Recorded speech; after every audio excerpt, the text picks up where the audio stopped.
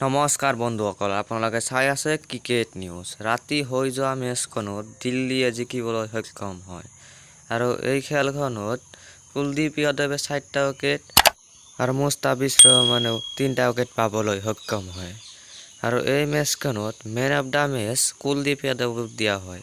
কুলদীপ যাদৱ সুন্দৰ বলিঙৰ স্কিল দেখাইছে, যাতে এনেকৈ দেখাই থাকে ইণ্ডিয়াৰ টিমত ভাল পাৰফৰ্মেঞ্চ কৰিব পাৰে।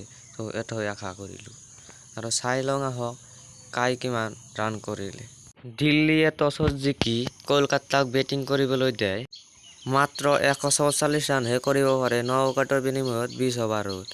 আৰু এই খেলখনত ৰান কৰিছিলে নিতেশ ৰাণাই কৰিছিলে 57 34 বলত।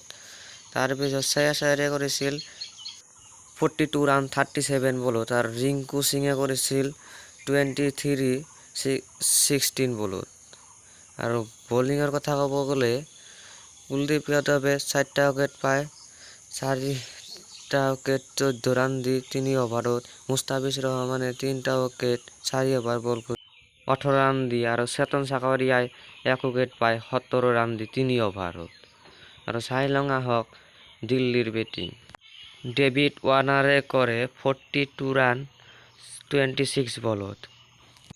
ৰবমেন পায়ালে কৰে 16 বলত 33 আৰু অক্ষৰ পেটেলে কৰে 17 বলত 24।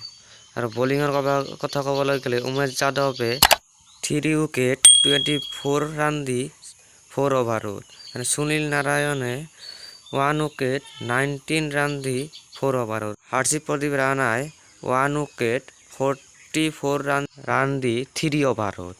তো এইখিনি আছিল ভিডিঅ'টো। যদি ভাল লাগিছে চেনেলটো ছাবস্ক্ৰাইব কৰিব আৰু বেল আইকনটো বজাই নতুন ভিডিঅ' পাই থাকিবলৈ। তো ধন্যবাদ।